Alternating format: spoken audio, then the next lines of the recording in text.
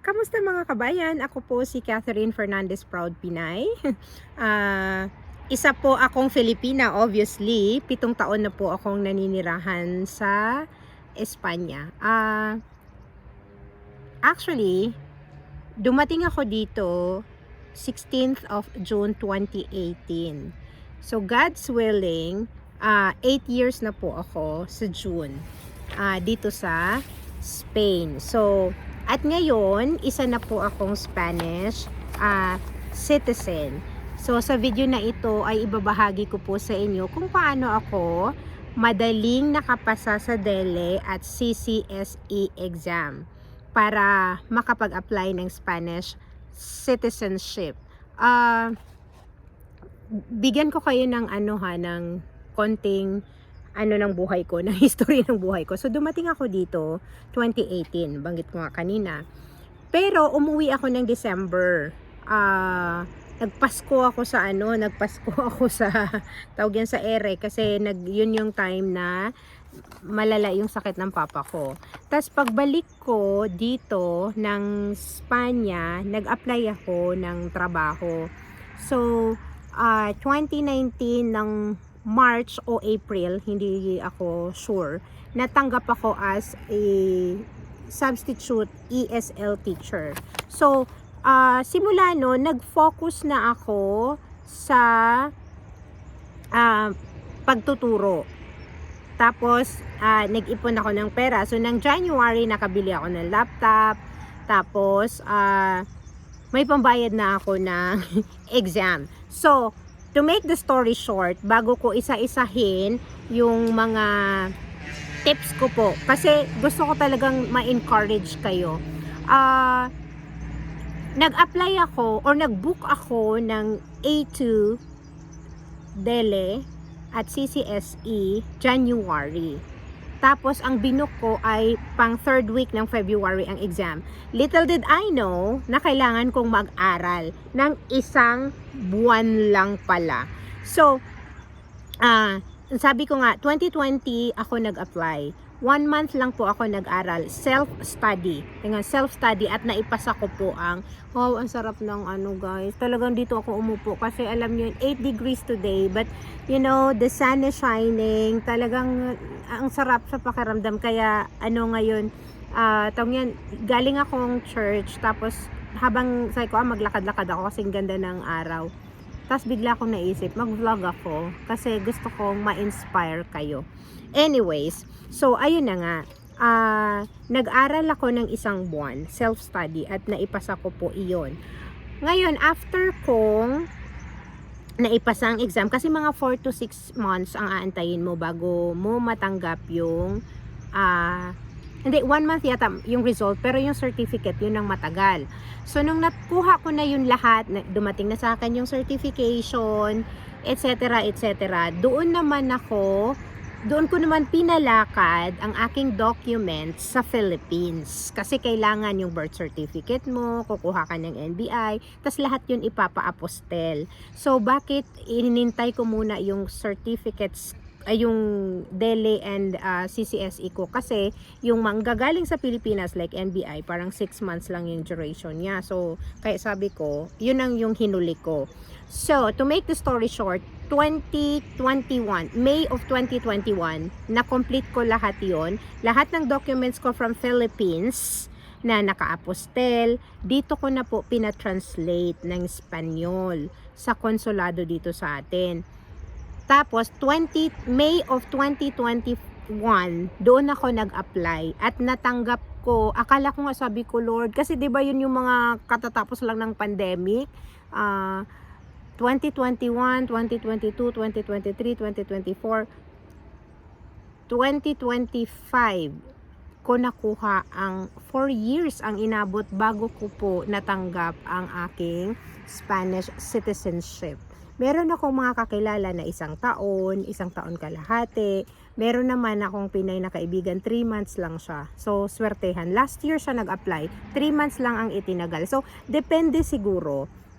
Merong iba kumukuha ng at lawyer, yung iba katulad ko, nag-DIY lang po ang inyong lingkod kasi namamahalan, nagtipid si Inday. Anyhow, so balik tayo sa ating pinaka main topic. Guys, pasensya na mahaba ito pero helpful po ang aking gagawin na video.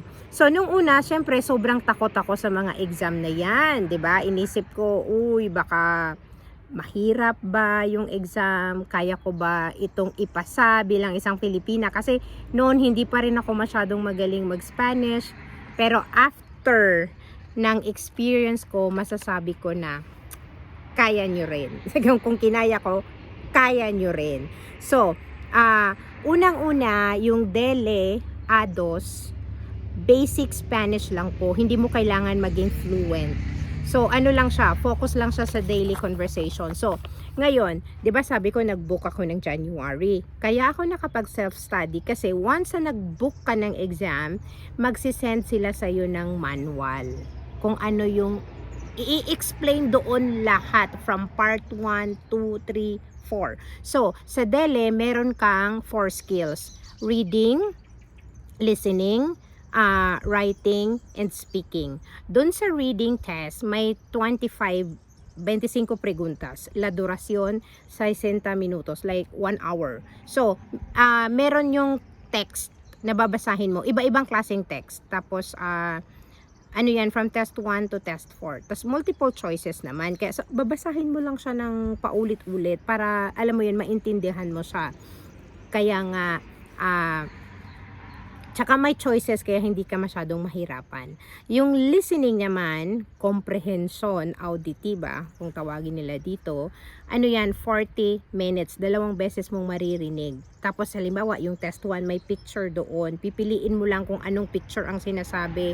Tapos, yung test 2, parang makikinig ka ng radio program or etc. etc. Pipiliin mo din kung alin doon yung sagot sa tanong nila. Tapos yung sa test 3, mayroon siyang conversation, may pangalan doon, halimbawa A, Catherine, B, Pablo, C, Juan, ganon. Tapos pipiliin mo, or wala doon sa dalawa, ninguno de los dos, parang ganon. Tapos pipiliin mo, speaker 1, sino yung nagsasalita, si Manuel ba?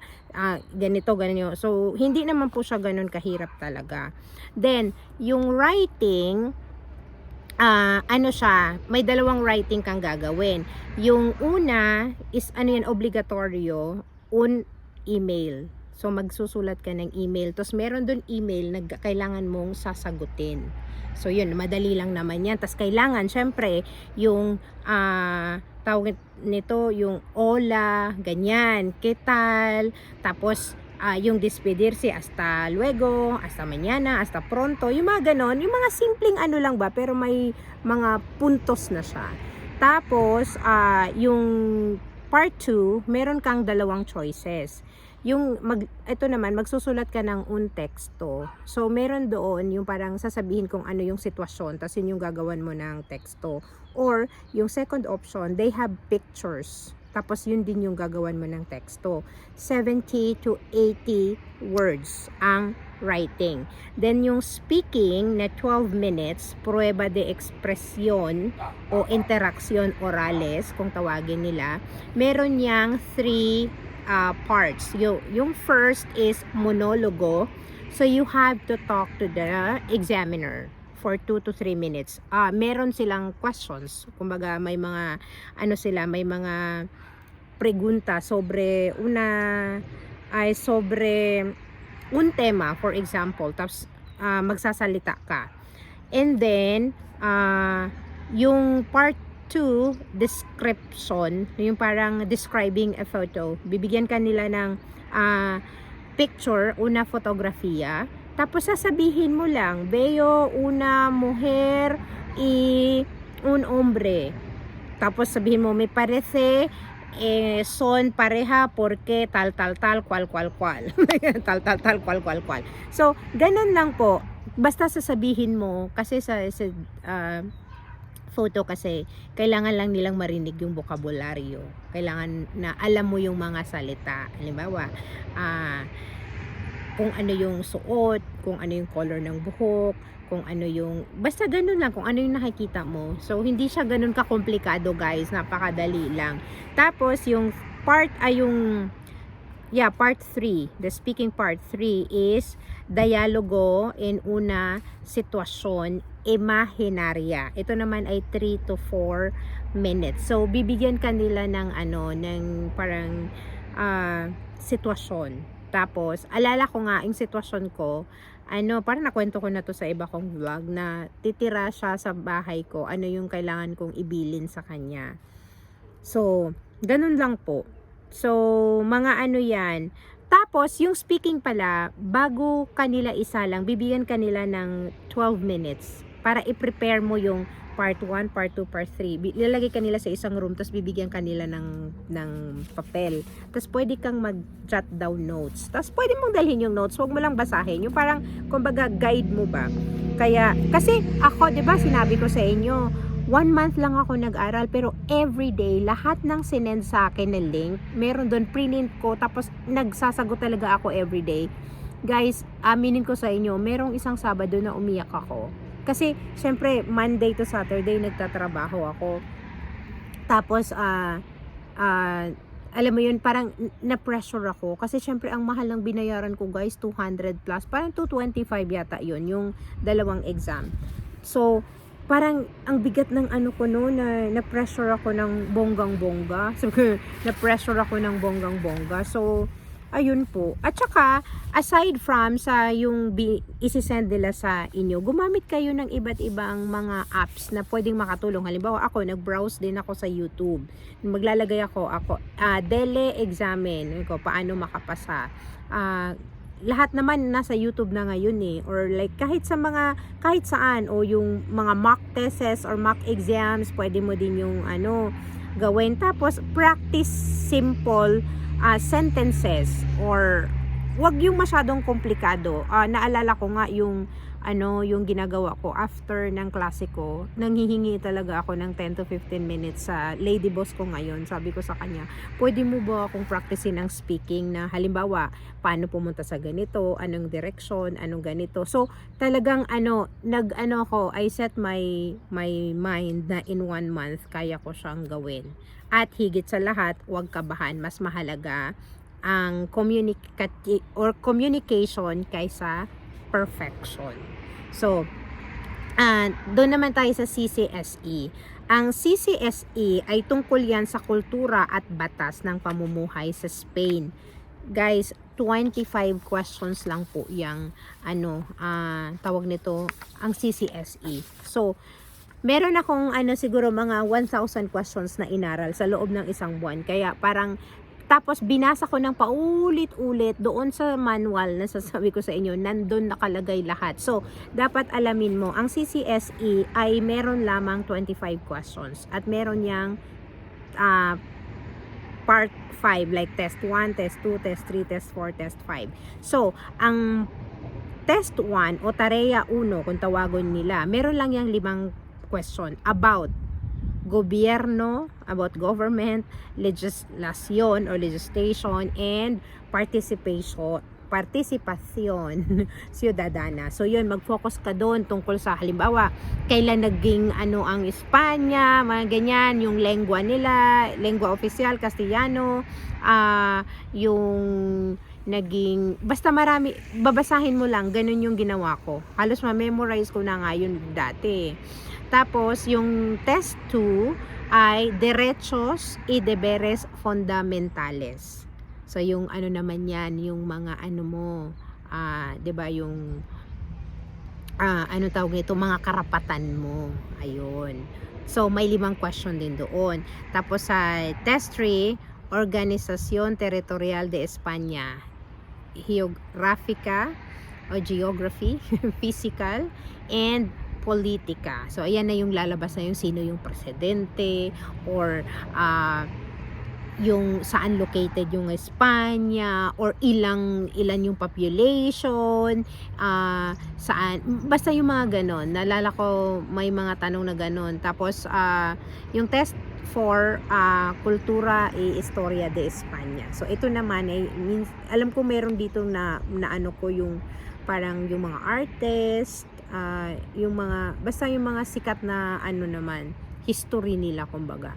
Tapos, ang 5, ito yung pinakamadali, Sociedades de Española. Kasi parang lang to, parang mo lang ba, understanding, kumbaga. So, yan, nilista ko yun guys. Oh, pakita ko sa inyo.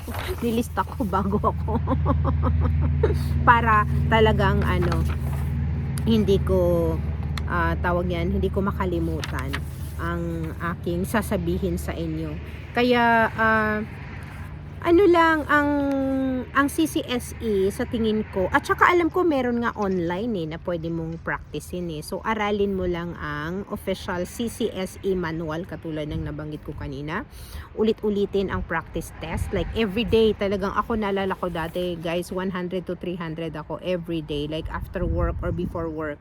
Talagang inano ko yung mind ko na, oops, I have to sit down and anong tawag nito, kasi guys, ang mahal ng exam.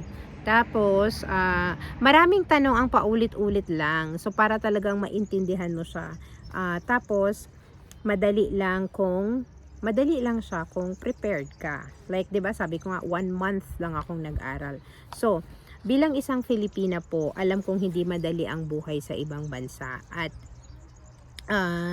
anong tawag nito? Pero, gusto kong ipaalala sa inyo na kung kinaya ko, kaya nyo rin. Kaya huwag kayong matakot, magtiwala sa sarili, at tandaan, ang Spanish citizenship ay hindi lang papel. Kundi bunga yan ng pagtsatsaga. At saka, sabi ko nga, alam nyo dati, hindi ang daming kung kayo po ay bago, ang dami na po nangyari sa buhay ko. 2021, end of 2021, nakipag-divorce ako sa asawa ko. Tapos, 2023 naman, na-operahan ako, na-diagnose ako as breast cancer. Kaya, lately, sabi ko nga, parang gusto ko din balikan yung pag-aaral ko ng Espanyol kasi natigil siya dahil nag-focus na po ako sa aking treatment. 3 more years na lang po, nag-focus ako sa aking treatment at sa aking trabaho. So, parang sabi ko lately, parang gusto ko din na balikan ko yung pag-aaral ko ng Espanyol kasi parang naano ako na nawala ako sa aking Espanyol. Kasi nga dati naalala ko, gumagawa pa ako ng tutorial at nakakatulong din yun sa akin na na-improve po talaga ang aking Spanish sa mga panahon na yun. Kaya lang, sabi ko nga, ako kasi ngayon lately parang I focus to not to get stressed kasi hindi siya maganda. Pero I'm doing well. I'm doing well. Thank you Lord, God's willing. Matapos ko po ang 5-year treatment ko. And kaya ito naman, gusto ko talagang nai-inspire ko ang mga kababayan ko kasi katulad ng sinabi ko dati nung malungkot ako, hindi ko na-appreciate ang Espanya. Kasi sabi ko, bakit ba ako nandito Lord? Yun yung tanong ko since 2020, yung end ng 2021 hanggang 2022. Yun yung lagi kong tanong, Lord, bakit ako nandito sa Espanya? Hindi ako masaya. Nung na-diagnose ako ng breast cancer, kailangan kong operahan, lahat ng treatment, guys, doon ko na-appreciate ang Spain dahil sa health system nila. Na, alam mo yun, na-operahan ako ng libre, hanggang sa tratamiento. Kaya sabi ko, gusto kong ibahagi sa inyo guys na napakaganda ng kasi okay, given na yun na okay, resident ka, given na yun, or ikaw ay may work permit, okay, pero alam nyo naman na ang law or lalay nagbabago, depende yan sa nakaupo. So iba pa din yung, alam mo yung isa ka ng Espanyola o Espanyol ka na kaysa resident ka lang, 'di ba? So anyway, kung nakatulong ang video na ito, please like, share at mag-subscribe po at mag-comment ka kung anong exam iti-take mo at sasagot ako hanggang kaya ko. Kung gusto nyo rin naman ano nyo lang po, mag-comment kayo tapos isi-send ko po sa inyo. Meron pa rin akong manual nung 2020 nung nag-take ako ng exam, pwede ko pong isend sa inyo. So, para sa lahat ng Pilipino sa Spain, laban lang tayo sa buhay at magtulungan po tayo. So, I'm so happy to share my story siguro parang na-miss ko talaga ang ang pagiging guro ko sa Pilipinas, yung nagbabahagi ako at kapag meron akong anong tawag dito, na naibigay na konting kaalaman sa mga kapwa ko Pilipino, ay yun po ay ang aking kaligayahan. So maraming salamat po at muli tayo po ay magtulungan. God bless everyone and see you on my next video. And also, by the way, if you're new to my channel, I am doing like random videos, like travels and anything about my life here in Spain. So please do watch also my other videos. God bless!